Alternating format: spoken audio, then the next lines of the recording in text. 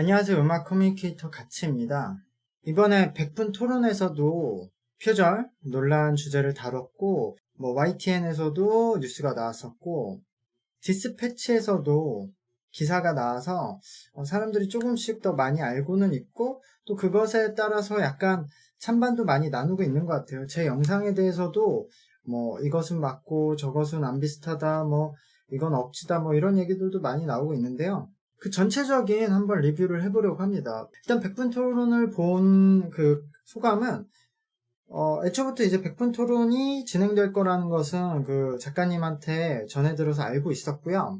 임진모 선생님이랑 김태훈님께서 나가는 것도 알고 있었는데 두 분 다 사실 매불쇼에 나왔던 분들이죠. 그래서 막 옹호하고 이럴 거는 아니라는 건 알고 있었어요. 근데 그래도 저는 그냥 표면적인 얘기만 하다 끝날 줄 알았는데 생각보다 굉장히 강하게 말씀을 하셨어요. 두 분 다. 근데 그게 그냥 보시는 분들 입장보다는 더 어려운 일이었던 것이 단순히 이렇게 안테나 뮤직, 카카오 엔터만의 문제가 아니거든요. 그러니까 다른 그 음악가들이나 회사들이 이 유희열님과 친하거나 카카오 엔터를 의식해서가 아니라 본인들도 표절이나 레퍼런스 의혹들이 있기 때문에 화살이 본인들한테도 올까봐 이 문제에 대해서 언급을 할 수 없는 거거든요. 거기에다가 이제 음악 평론가 분들을 요번에 여러 매체에서 섭외하려고 했다는 걸 아는데 그 뒤에서 얘기를 해보면은 그분들이 이거에 대해서 얘기를 하면 나중에 다른 방송에 섭외가 되는데 불이익이 올 거라고 생각해서 대부분 언급을 안 하려고 하는 분위기라고 들었어요. 근데 임진모 선생님이 나오셔서 저렇게까지 얘기한 게 저는 굉장히 어른이라고 생각이 들었어요. 사실은 저 정도 어른이시고 본인 갖춰놓은 게 있기 때문에 한국 음악계를 위해서 저렇게 쓴소리 할 수 있다고 생각할 수도 있지만 현실은 어쨌든 불필요하게 적을 엄청 많이 만드는 일이잖아요. 그래서 임진모 선생님도 되게 뭔가 감싸주려기도 하고 너그럽게 표현하신 부분도 있지만 저 정도가 진짜 어려운 발언이었다는 것을 좀 우리가 생각해 봐야 되고요. 김태현님은 말할 것도 없고요. 같은 음악을 하시는 어른으로서 그렇게 말하기 정말 쉽지 않다. 그런 걸 느끼면서 김갑수 선생님, 임진모 선생님, 김태현 선생님 다 엄청나게 리스펙트하는 마음이 생겼던 방송이었습니다. 그리고 이제 디스패치 오늘 기사를 보면서 좀 얘기를 할게요. 얘기하면서 제 영상에 대한 여러 가지 그 피드백에 대한 얘기도 한번 해보려고 해요. 저도 사실 지금 유희열님의 모든 곡이 그냥 곡 하나하나로 따지면은 크게 문제가 되지 않을 것처럼 보이는 곡들이 많다고 생각을 하거든요. 근데 제가 항상 말했듯이 유희열님은 지금 전체적인 시나리오를 봐야 되지 그 한 곡 한 곡 따로따로 그 분석을 하려고 하면은 의미가 없는 상황인데 어쨌든 디스패치 기사를 좀 읽어가면서 얘기를 해보려고 합니다. 이제 7월 8일 디스패치에서 그때는 관행이고 지금은 악습이다. 유희열 표절 시비 악보 분석이라는 기사를 냈습니다. 이것은 이제 기사는 제가 링크를 걸어둘 테니까 한번 보시고요. 전체적인 내용을 제가 읽으면서 제 생각을 한번 얘기를 해볼게요. 일단 전체적인 기사 내용은 유희열님 지금 의혹곡 중에서 몇 개를 뽑아서 아마 작곡가분에게 의뢰를 한 것 같아요. 그래서 작곡가분이 악보를 비교를 하고 그거에 대한 생각을 첨부하는 형식으로 갔거든요. 일단 첫 번째 사카모토 리이치님의 아쿠아와 유희열님의 아주 사적인 밤을 어떻게 비교를 해놨냐면 아쿠아의 메인 테마와 아주 사적인 밤의 이제 메인 테마, 그러니까 닮아있는 부분이 메인 테마로서 사용이 됐다. 이 점을 지적을 했고요. 그리고 이 메인 테마의 코드 진행이 같다고 지적을 했어요. 근데 이 코드는 굉장히 자주 쓸 수 있는 진행이기 때문에 코드 진행이 같다고 표절로는 볼 수 없다고 얘기를 했고요. 저도 지금 GCG, EM7, D6C 이렇게 가는 코드 진행은 같을 수 있다고 생각을 해요. 근데 여기서는 이런 자주 쓰는 코드를 썼으니까 그 코드 안에서 나올 수 있는 멜로디가 한정적이기 때문에 이런 비슷한 멜로디가 나올 수 있다라고 거의 결론을 내고 있거든요. 그래서 유희열의 실책은 검증의 시간을 간과한 것이다. 두 곡의 코드 진행은 기본 중의 기본 코드다. 멜로디는 코드 톤으로만 쓰여서 한정적일 수밖에 없다. 그러니까 유희열은 기본적인 코드를 사용한 만큼 무의식을 의식했어야 했다. 이렇게 얘기를 하고 있거든요. 저는 그러니까 이 부분은 이해가 안 돼요. 저 코드 진행을 쓸 수 있고 그 안에서 멜로디가 비슷하게 나올 수도 있지만 이건 비슷한 게 아니라 거의 같거든요. 그럼 저 코드 진행을 엄청 많이 썼는데 이것과 비슷한 멜로디를 쓴 다른 곡이 있을까요? 그리고 유희열님이 어쨌든 사카모토 리이치님 곡을 엄청 좋아한다고 이미 말했잖아요. 너무 존경한다고. 그것도 엄청 오랜 시간 말을 해왔단 말이에요. 그러니까 근데 이걸 몰랐었냐 이거죠. 제가 슬램덩크에 비교를 했었죠. 그러니까 이 지금 디스패치의 분석을 보면은 그냥 상황을 빼고 얘기를 하는 거죠. 그러니까 유희열님에게 유리한 쪽으로 기사가 나오는 건 다 그런 식이에요. 상황을 다 빼버려요. 저는 항상 말했듯이 이 전체적인 흐름을 봐야 된다. 그러니까 유희열님의 곡을 한 곡 한 곡 따로 분석하면은 다 애매해요. 그리고 되게 일부분이란 말이에요. 그러니까 유희열님도 일부분은 문제가 없다 이렇게 말을 하고 계신 거예요. 근데 그 사람의 곡이 뭐 30곡, 40곡이 다 그런 패턴이면은 이 작업 방식이 허용되는 것인가? 라고 우리가 생각해 봐야 된다는 거죠. 그리고 유희열님이 이걸 다 무의식 중에 했다? 어떻게 이렇게 무의식으로 몇십 곡이 다 같고 본인이 다 존경하던 곡을 이렇게 무의식으로 쓴다고 하면 이 사람은 되게 위험한 음악가라는 거죠. 이 정도 감각도 없이 어떻게 음악을 해요? 본인이 좋아하는 곡을 카피를 안 해봤을 리가 없는데 작곡가나 편곡자가. 근데 무의식 중에 이렇게 계속 몇십 곡을 따라한다? 그럼 이 사람은 작곡 편곡하면 안 되죠 앞으로.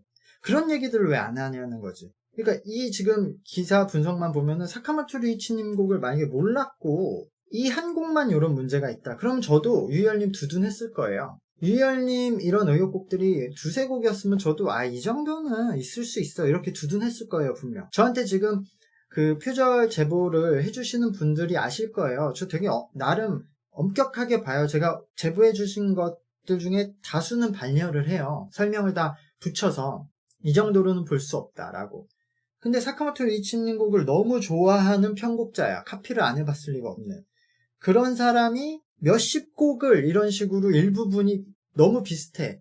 이러면 전체적으로 이 사람은 갖다 놓고 음악을 작곡하는 거 아닌가 라고 문제제기를 하는 거고 아주 일부분 예를 들어 2마디, 4마디, 8마디 보통 4마디니까 4마디라고 칩시다. 그럼 4마디는 갖고 와서 해도 되는 것인가? 그 문제제기를 하는 거죠. 저도 해도 된다, 안 해도 된다 정답을 갖고 있지 않아요. 그러니까 만약에 안 된다고 하면은 안 된다고 우리가 룰을 정하고 만약에 된다고 하면은 전부 다 허용하자 이거예요. 누구는 안 하고 있잖아요. 사실 이런 식으로 작곡하는 사람은 소수라고 봐요, 저는. 근데 이게 된다고 하면 그냥 우리가 허용을 하자. 그러니까 그 얘기를 해보자 이거. 근데 유희열님도 떳떳하면은 그래 나 이 부분 갖고 왔어 라고 말할 텐데 절대 아니고 무의식 중에 했다고 하잖아요. 그러니까 본인도 안 된다는 걸 알고 있는 거라고 저는 생각하는 거죠. 그러니까 지금 여기에 무슨 연주 스타일은 어떨까? 엄밀히 말하면 다르다. 리이치는 곡이 진행될수록 음역대를 넓게 쓰고 하이톤이 많고 음액 증폭이 크다. 피아노 터치도 세진다. 근데 유희열님은 저음 위주로 연곡한다. 곡의 분위기는 웅장하고 정적이다. 이 얘기 의미가 있냐고 내 말에. 연주 스타일이 뭐 의미가 있고 전개 방식이 무슨 의미가 있냐고요. 어쨌든 저 네 마디가 거의 비슷한데 저 네 마디를 따왔느냐 그럼 따와도 되는 것이냐가 핵심이라는 거죠. 그리고 모든 곡을 이런 식으로 지금 작업한 걸로 의심이 되니까 거기서 문제가 나오는 거지. 이 한 곡만 가지면은 저도 그래 이럴 수 있지라고 생각한다는 거죠. 근데 전 요게 마무리가 가장 안 좋은 게 여기서 아예 본인이 정답을 내리거든요. 유희열의 실책은 검증의 시간을 간과한 것이다. 유희열은 무의식을 의식했어야 했다. 그러니까 이거는 마치 이 기사에서 유희열이 이 곡은 무의식 중에 따라한 게 맞다. 본인이 의도한 게 아니다라고 결론을 낸 듯이 지금 표현하고 있거든요. 그러니까 전 이 전체적인 기사가 좀 방향 자체에 의심이 될 수밖에 없다라고 생각을 하는 거예요. 첫 번째만 봐도. 두 번째도 마찬가지예요. 사카모토 리이치님의 1900과 유희열님의 내가 켜지는 시간인데 이거는 조성이 바뀌어 있어서 조성을 맞췄어요. 그러니까 조성을 맞추고 나면은 개 이름도 거의 비슷해지거든요. 그러니까 이제 피아노의 메인 멜로디가 비슷해지는 거죠. 근데 여기서도 마찬가지인 게 곡 전체를 들어보자. 두 곡의 연주는 다른 흐름으로 전개된다. 뭐 다른 멜로디들은 다 다르고 리듬 다르고 박자도 다르다. 이 곡 전체를 볼 필요 없고 저 부분 따왔느냐 그 얘기를 하는 거예요. 그리고 저 부분을 따왔다고 하면 저 일부분은 따와도 되냐? 라는 질문이죠. 저 일부분도 사실 엄밀히 말하면은 샘플링에 들어가는 거죠. 샘플 클리어를 했어야 되는 건데 저렇게 따와도 되냐 이건데 계속 곡 전체는 다르다 이 얘기를 하니까 곡 전체 다르다니까요. 저도 곡 전체 다르다고 생각해요. 그러니까 이렇게 곡을 따로따로 떼놓고 얘기를 하면은 저는 서로 다른 얘기를 할 수밖에 없다라고 생각이 돼요. 그래서 이 곡도 이제 결론에는 이 곡을 표절로 볼 것인가? 근데 피아노 연주곡 특성상 피아노 선율이 곡을 지배하는 건 어쩔 수 없다. 그러니까 저 비슷한 멜로디가 전체 분위기를 지배하는 건 어쩔 수 없다고 인정을 하고 있어요. 그러니까 저게 핵심 멜로디라는 거죠. 저게 짧은 구간이지만. 그래서 비슷한데라고 퉁칠 수도 있다. 근데 저 짧은 구간에는 겹치는 게 별로 없다라고 얘기를 하고 있죠. 근데 어쨌든 저게 메인 멜로디면은 저거는 샘플 클리어를 했어야 된다라고 생각을 하는 거죠. 다음에 성시경의 해피 버스데이 2인데요. 이 부분이 참 기사의 하이라이트입니다. 이게 되게 비슷하잖아요, 노래가. 그래서 여기서 왜 제목까지 해피 버스데이로 했을까라고 반문을 합니다. 그리고 유희열님의 리스펙트 목록에 이 타카미 코지가 들어가 있다는 건 그의 오랜 팬이라면 알 수 있다 라고 말했는데요. 그 다음 문장, 처음부터 타카미 코지를 향한 오마주라고 말했으면 어땠을까 라고 하는데, 그 오마주면 이게 허용이 되는 거냐고요. 계속 같은 말이에요. 오마주라고 해서 내가 정말 존경하는 가수를 위해서 바치는 곡이면 상업적으로 이용을 안 해야지. 저작권 프리로 풀던가, 아니면은 그분 샘플링을 정식으로 해서 리메이크를 해서 그분한테 바치는 헌정곡으로 사용을 하든가요. 우리가 보통 헌정곡으로 특정 뮤지션에게 헌정을 할 때 리메이크를 하잖아요. 그분한테 수익을 돌리잖아요. 왜냐면 이 곡은 코드 진행도 일치하는데 여기서도 말을 하거든요. 특히 중간에 C 디미니시 7이란 코드를 썼는데 이것은 타카미 코지님이 만들어서 놓은 코드이기 때문에 이것이 동일한 것은 어떻게 쉴드를 칠 수 없다. 그런 식으로 얘기를 하는데 그러면서도 하필이라고 계속 붙여요. 하필 제목도 유사하다. 하필 한 템포 쉬고 보컬이 시작된다. 하필 해피해피가 2번 연속 반복된다. 이건 우연이라 보긴 어렵다 라고 말하면서 다만을 또 붙여. 아니 다만이 왜 필요하냐고. 근데 다만 2000년대 초반의 관행을 고려해 볼 수는 있다. 그때는 레퍼런스의 시대다. 한두 마디를 참고 새롭게 발전시키는 게 하나의 작법처럼 여겨졌다. 그러니까 그러면 문제가 없냐고. 그러니까 이런 필요 없는 사족을 왜 붙이냐 이 말이죠, 저는. 게다가 하필 다만 이거 그냥 다 빼도 되는 건데 이걸 붙이는 순간 이 기사 전체가 계속 레퍼런스를 그때는 허용을 했으니까 그것을 고려해야 된다. 그때는 그랬다. 이런 사족을 왜 붙이냐고 내 말은. 기사의 퀄리티가 이것 때문에 다 날아가고 있어요, 제 생각에.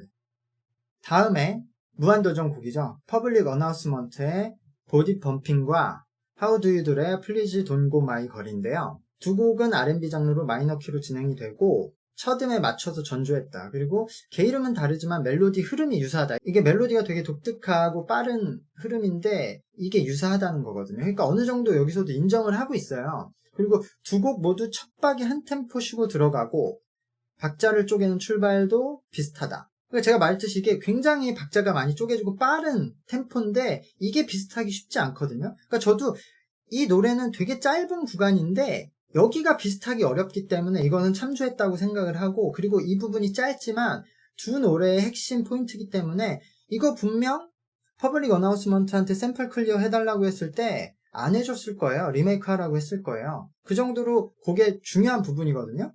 거기에다가 이거는 포인트 안무까지 유희열님이 쳤잖아요. 그러니까 이 곡을 알고 있었다는 거죠. 알고 있으면서 따라했다는 거잖아요. 근데 여기서도 이렇게 쓰고 있어요. 또 반면 무도가요제는 예능이다. 이 곡을 패러디로 해석할 여지도 있다. 그도 그럴 것이 유희열은 플리즈 동고 마이걸에서 1990년대 R&B 클리셰를 총망라했다. 그러니까 처음부터 패러디라 천명하는 게 낫다라고 말을 하고 있거든요. 그러니까 이것도 똑같은 얘기야. 그럼 패러디면 괜찮냐고요, 이렇게 따라하는 게. 왜 계속 사족을 붙이는지 모르겠어. 뭐 오마주였으면 괜찮고 패러디면 괜찮고 그런 식으로 말을 하고 있잖아요. 이거 패러디라고 할 수가 없죠. 패러디라는 게 우리 아무도 모르는 노래를 왜 패러디합니까? 그게 패러디로 인정받을 수 있나요? 누구나 알만한 걸 패러디하는 거지. 퍼블릭 어나운스먼트의 보디 펌핑을 누가 한다고 패러디를 하냐고요. 방송에서 갑자기 유희열님이 나는 퍼블릭 어나운스먼트의 바디 펌핑을 패러디 하겠다 라고 천명을 한 다음에 이것을 이렇게 따라하면 그게 오케이라고요? 그럼 다 패러디 하지? 누가 자꾸 그래? 그리고 이 방송상 패러디라고 할 수도 없는 게 유희열님이 여기 앞에서 계속 뭐 GD님 노래 가지고 막 어쨌든 표절을 희화해서 개그를 쳤단 말이에요. 그러고 나서 결과적으로 실제로 패러디곡을 낸다? 언급을 할 수 있는 분위기가 아니었다고 생각해요, 저는. 그리고 결과적으로 안 했잖아요. 안 했는데 이거 분명 패러디를 천명하고 했었어도 퍼블릭 어나운스먼트가 뭔 갑자기 패러디하고 허용 안 했을 거고, 이거 만약에 그 샘플링 한다고 해도 샘플 클리어 안 해줬을 가능성이 높아요. 샘플 클리어, 그러니까 샘플링을 할 때 돈을 주고 이제 샘플링을 하는데 샘플링 잘 안 해줘요. 왜냐하면 샘플링을 안 해주면은 그냥 리메이크를 해야 되는데 리메이크로 돈을 더 벌 수 있으니까 원작자는. 그리고 특히 요거는 곡을 유희열님이 좀 많이 바꿨단 말이에요. 만약에 참조를 했다고 치면은 샘플링을 할 때 샘플링을 해준다고 해도 바꾸면 안 돼요.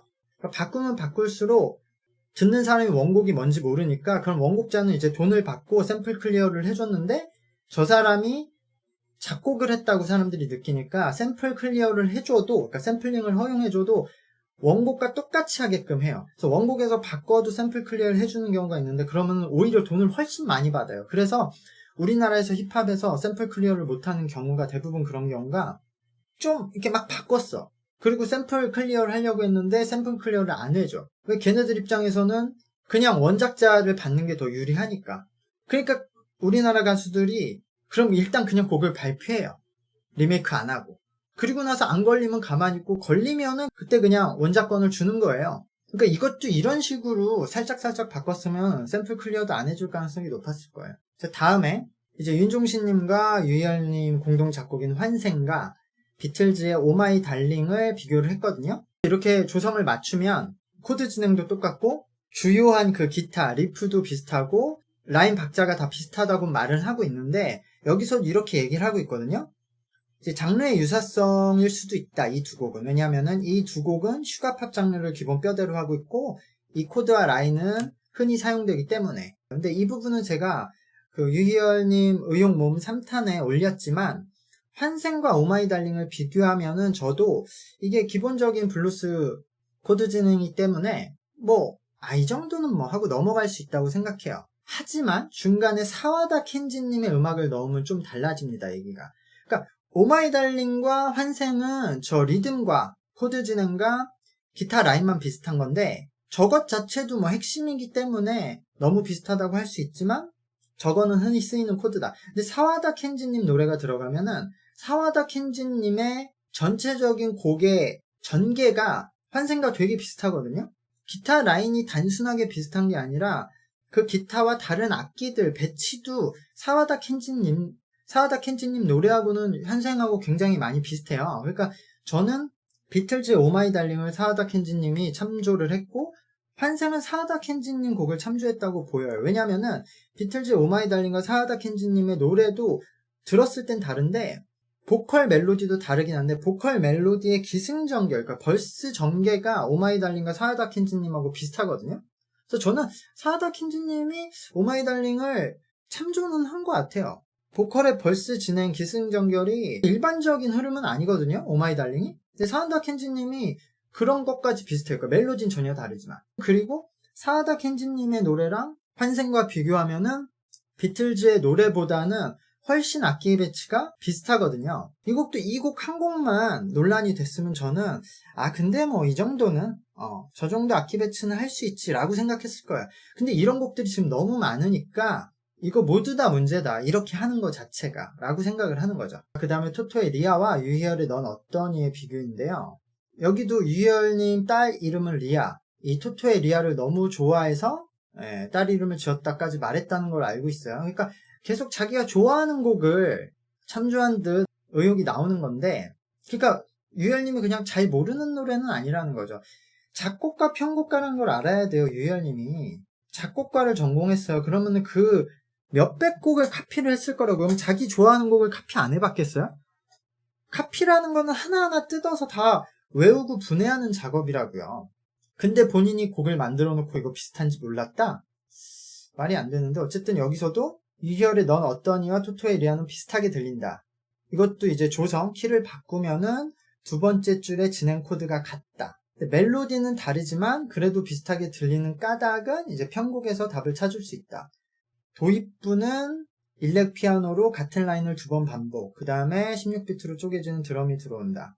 그리고 세 번째 마디부터 음색은 다르지만 브라스가 추가된다. 그러니까 이거예요. 이게 제가 항상 말하는 악기 배치예요. 유희열님은 악기 배치까지 너무 비슷하게 가져오거든요. 그러니까 이게 가장 많이 티가 나거든요. 그러니까 아무리 짧은 네 마디라고 해도, 전주, 간주라고 해도 이렇게 악기 구성까지 따라하는 사람들은 있어도 악기 배치까지 따라하는 사람들은 별로 없거든요. 이걸 클리셰라고 할 수 있나? 그 마디에서 하나의 악기의 배치 정도 따라하는 게 클리셰인데 이제 전체의 악기 배치가 똑같은데, 근데 여기서도 이렇게 사족을 달거든요. 토토에 대한 존경을 오마주로 표현했는지 모른다. 그러니까 전 오마주로 허용될 분위기냐고 이게. 그리고 오케이, 만약에 진짜 토토의 리아를 좋아해서 이 곡은 진짜 오마주를 하고 싶어, 그럼 아까랑 똑같은 얘기예요. 이걸로 돈을 벌면 안 되고, 일단 그 두 번째, 정말 존경하는 노래 음악 생활하면서 한두 곡 오마주 하는 거는 허용할 수 있는데 오마주가 왜 몇십 곡이냐고. 그럼 그게 그 다른 작곡가들도 다 오마주라고 하고 모든 곡을 이렇게 만들면 되잖아요. 그러니까 이것들이 좀 이해가 안 되는 부분. 그러니까 이렇게 한 곡 한 곡 떼어서 이거는 오마주야, 이거는 패러디야, 이것은 클리셰야, 이런 식으로 면죄부를 줘가면은 세상에 표절은 없다는 거죠. 자, 그 다음에 토미타 랩의 에이프릴 풀과 유희열님의 너의 바다에 머무네, 두 곡은 코드도 멜로디도 다르다. 근데 인트로의 연주와 악기 구성이 비슷하다.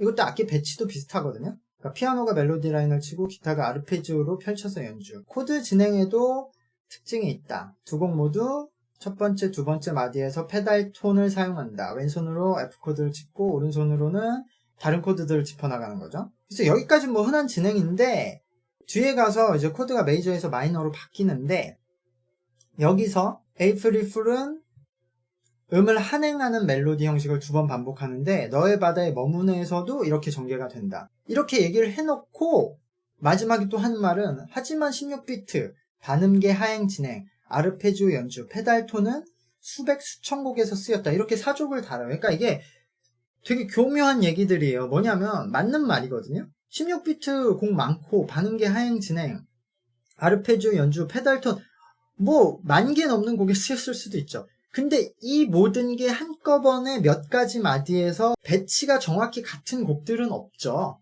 그러니까 왜 이런 사족을 다냐고요, 제 말은. 이거 모를 리 없잖아요, 작곡가분. 솔직히 이거 검토하신 분이 모를 리 없잖아요. 아니, 반음계 하행 진행, 아르페지오 연주, 페달톤 엄청 많은데 쓰였죠. 근데 그 모든 배치가 저 전개로 비슷한 곡은 없잖아요, 이 곡들 외에. 그러니까 그런 부분을 얘기를 하는 거예요. 지금 본인이 이렇게 그 해석한 부분 있잖아요. 이것과 똑같은 다른 곡을 내보라는 거죠. 어떻게 이 두 곡만 비슷하냐 이거죠. 근데 또 유희열님은 토미타 랩 노래를 많이 들으셨잖아요. 그러니까 공교롭게도 유희열님은 자기가 원래 알고 좋아했던 노래들과 비슷해. 근데 그것도 되게 복잡한 구성까지도 비슷한데 그것을 다 따로따로 분해해놓고 이런 곡들은 많다 이렇게 얘기할 건 아니라는 거죠, 제 말은. 자, 마지막으로 조동익님의 동쪽으로, 그리고 유희열님의 공원에서인데요. 여기서도 이제 조성이 달라서 키를, 그 조성을 맞췄어요.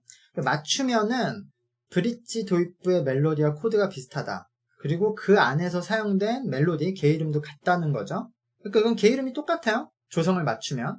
그러니까 기본적으로 가지고 와서 좀 다르게 들리게 하려고 이제 조성은 바꾸는 것 같아요. 그리고 특히 한음을 반복해서 연주하는 방식도 닮았다고 얘기를 하고 있거든요.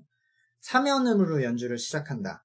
근데 그러면서도 또 마지막엔 항상 이렇게 사족을 달아요. 3연음은 재즈에서 흔히 쓰이는 연주 방식이다. 재즈의 클리셰에 가깝다. 그리고 흔한 클리셰를 자기 것으로 발전시키는 건 유희열의 장기다. 이렇게 사족을 또 달아놨어. 못 참겠나봐. 이제 앞에는 이제 평범하게 음악가로서 분석을 하고 뒤에는 유희열님을 좀 쉴드 치고 싶은 그 욕망을 못 참겠나봐. 그러니까 이것도 항상 맞는 말로 덮는 거거든요. 재즈에서 3연음은 흔히 쓰이는 연주 방식이 맞죠? 근데 그럼 다른 재즈에서 이 개 이름을 그대로 쓰는 곡이 또 있는지 얘기를 해보자는 거죠. 이게 이런 3단 논법이에요. 조동익님의 동쪽으로와 유희열님의 공원에서는 같은 3연음을 사용한다. 근데 3연음은 재즈에서 흔히 쓰이는 연주 방식이다. 그러니까 문제가 없다. 이런 3단 논법인데, 그럼 다른 곡에, 다른 재즈 3연음 곡 중에 이런 곡이 있냐는 거죠, 제 말은. 유희열님은 조동익님을 너무 좋아해서 앨범 한 장을 꼽으면 조동익님의 앨범을 꼽겠다고 한 사람인데 또 몰랐다고 하는 거죠. 또 무의식이겠죠. 그래서 저는 약간 말장난 같아요, 기사를 전체적으로 읽어보면. 분석은 잘 해놓고 항상 결론은 무리하게 그냥 유희열님을 좀 쉴드 치는 분위기가 나오거든요. 그래서 마지막엔 이래요. 어쩌면 유희열은 그런 음악을 한국식으로 들려주고 싶었는지 모른다. 유희열은 그렇게 클리셰를 조합하고 해체했다. 또한 그것은 레퍼런스의 시대는 통용됐다. 2022년 기준으로 그 시절 음악 전체를 매도할 수 없다. 시대적 맥락을 이해해야 한다. 두세 마디 클리셰를 표절의 증거로 삼아서는 안 된다. 라고 말했어요. 전 여기서 가장 위험한 게 어쩌면 유희열은 그런 음악을 한국식으로, 여기에 왜 감히 한국식이라고 붙여요? 본인이 뭔데? 왜 유희열님의 이런 작업 방식이 왜 한국식이냐고. 아니 왜 이 사람이 한국을 대표하냐고, 이 작업 방식이. 안 그런 사람이 훨씬 많은데 한국에. 한국의 창작자 중에서 이런 식으로 하지 않는 사람이 훨씬 많은데 왜 어째서 유희열님을 한국식이라고 표현을 하냐고요. 이거 되게 위험한 발언이에요. 그럼 다른 나라에서 한국식이구나 저게 한국식 작곡 방법이구나, 묻혔네 쟤는, 이렇게 생각할 거 아니야. 엄청 유명하고 메이저에 활동하고 있는 인기 음악가들이 이래서 그게 커 보이는 거지, 수로 따지면은 많이 안 돼요. 많은 사람들이 이 표절에 대한 두려움을 갖고 살아가고 있어요. 우리가 돌아봐요. 이런 되게 대담한 일을 할 수 있는 사람이 많지 않잖아요. 삶에. 음악뿐만 아니라 대부분은 겁먹고 두려워하고 이런단 말이에요. 근데 어디 한국식이야. 그리고 예를 들어 2022년 기준으로 그 시절 음악 전체를 매도할 수 없다. 시대적 맥락을 이해해야 한다. 두세 마디 클리셰를 표절의 증거로 삼아서 한다. 이거는 반은 동의는 하는데, 저도 지금 기준으로 막 예전에 90년대 막 이런 거를 다 뭐라고 해서는 안 된다고 생각하는데, 2022년도에 이랬잖아요, 이분. 올해 생활음악 한 거잖아요. 그것도 광고음악을 돈 받고 하면서 그것도 모자라서 그거를 돈을 더 벌려고 앨범 발표를 하려다 이 사단이 났는데, 그리고 지금 돌아봤을 때 그래 그땐 그랬어. 하지만 지금 비난은 해야 되죠. 그럼 예전에 우리가 뭐 정치나 역사에서도 예전의 시대는 그랬으니까 다 이해해 줍니까? 그러면은 뭐 경술국치, 일본이 우리나라 쳐들어왔던 것도 그때 전 세계가 전쟁을 했었는데 다 식민지 경쟁하고 있었는데 시대적 맥락을 이해해야 되면 다 이해해야겠네요. 아니죠. 그러니까 어느 정도 시대를 감안할 필요는 있지만 지금 그거 잘못된 것을 우리가 지적하고 고쳐나가야 앞으로 그런 일이 없지. 그래 그때 시대는 다 식민지하고 뭐 아프리카 쳐들어가서 노예 잡고 다 그랬어. 이건 말이 안 되죠. 그리고 두세 마디 클리셰를 표절의 증거로 삼아서 안 된다. 그러니까 두세 마디는 클리셰 해도 되냐고. 내가 이게 제일 답답해. 두세 마디 클리셰 해도 오케이예요? 그럼 법이 있는 거죠? 두세 마디는 그냥 갖다 써도 된다는 거죠? 제가 지금 뭐 예를 들어 그럼 제가 디퍼플에 딴딴딴 딴딴따란 딴딴딴딴딴 이거 그냥 갖고 와서 써도 되는 거죠? 몇 마디 안 되니까. 제가 뭐 지금 톰보이, 러브다이브 멜로디 그 네 마디만 갖고 와서 써도 된다는 거죠. 그리고 마지막으로 유희열님이 그러면은 본인 두세 마디 클리셰 했다, 오마주 했다라고 말을 하시든가 인정을 하시든가. 저는 2022년 기준으로 그 시절 음악 전체를 매도할 수 없다는 게 왜 대중에게만 향하냐고요. 대중들한테만 야 2022년 기준으로 전체를 매도하지 마, 그냥 예전 거는 좀 인정해줘라고 왜 화살표를 대중에게 가냐고. 이 화살표를 음악가한테도 가야죠. 예전 일이니까 괜찮다. 본인이 나와서 어쨌든 예전에는 그런 시절이었습니다. 클리셰도 많이 했고 레퍼런스도 많이 했고 오마주라는 착각 속에서 많이 따라했습니다 라고 본인이 그걸 인정을 해야 대중들도 그래, 너무 우리가 지금 잣대로 예전 것까지 판단하지 말고 좀 너그럽게 봐주자 이러는 거지. 본인들은 인정 안 하고 가만히 있는데 대중들한테만 계속 너그럽게 봐달래.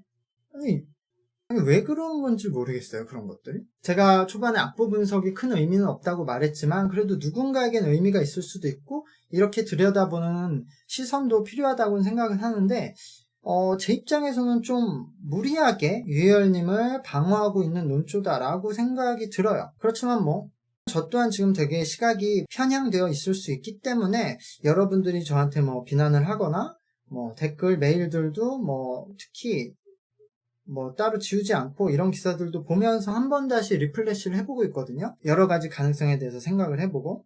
근데 그래도 이런 기사들을 보면 약간 씁쓸함이 남는 건 어쩔 수 없는 것 같아요. 근데 어쨌든 저한테 여러 가지 말씀들을 해주시는데 저도 유희열님 모음은 2탄까지만 하고 끝내려고 했어요. 근데 3탄 영상에서도 말씀드렸지만 제 입장에서는 용인될 수 있는 곡들도 있지만 그걸 제가 뭐 대법관이 돼서 판단하면 안 되겠다. 일단은 여러분들에게 뭐 소개는 해보자 라는 생각으로 영상들을 더 제작하고 있는 거고요.